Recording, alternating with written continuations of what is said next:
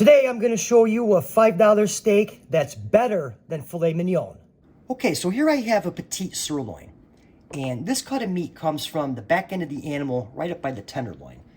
And when I mentioned how cheap it is, we're looking at $5.48 for one of these bad boys here, okay? Now you're probably going to notice there's not a lot of marbling in this steak, like a ribeye or a strip steak. That's perfectly fine. A filet mignon has minimal marbling in it, but it's all in the cooking process and how we make this taste absolutely amazing, okay? So the first thing we're going to do here is I patted my steak as dry as possible with a paper towel, and we're going to season it with some kosher salt and some black pepper. Just get that right on there. And we want to get both sides. Now I have another video that I have where I show you a $4 steak that's better than a ribeye, and I'll make sure I link that up at the end of this video. All right, salt, pepper, get it right on there, don't be cheap. And what we want to do is we want to make sure that we grab the steak and we just kind of mop up all the seasoning. Okay, so our steak's been seasoned. We're just going to put it aside and let it hang out. Okay, so we got the cast iron heated up right where I want it, medium heat. I'm going to add a little bit of oil, about that much.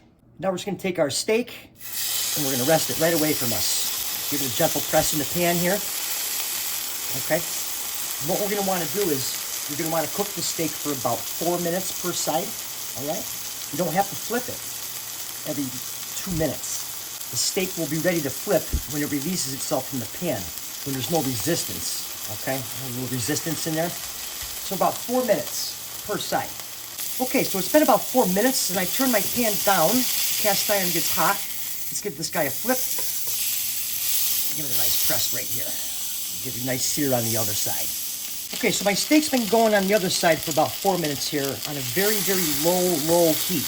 Okay, so I'm just going to move the steak up to the side here. Now we're just going to add some butter into our pan here. Okay, let that melt down. The reason we're going to do this is because this steak, just like a filet mignon, needs some fat. Like I mentioned earlier in the video, there's very, very little marbling in the steak, okay? So the butter's going to melt. I'm going to add some aromatics, some rosemary and oregano, and some fresh garlic. And just kind of work this all in here. Get all those nice flavors in here. Okay, now once our butter's melted and everything got in there, we're just going to baste it. Oh yeah. Get that all in there. Get that fat right up onto the steak. We'll let it go a couple more minutes. All right, so it's been a couple more minutes there. We're just going to give it one more baste. Aromatics and all. Now we're just going to take it right out of our pan. And we're just going to let it hang out on this plate, okay? We want to rest our steak. We'll add our aromatics and then some of the pan juice just on the top there, just a little bit. Now we're going to rest our steak uncovered 8 to 10 minutes.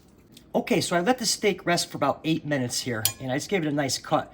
See how we look in there? Yeah, that's looking pretty good. Pretty spot on right there. Absolutely amazing how a $5 steak can taste just as good, if not better, than a filet mignon.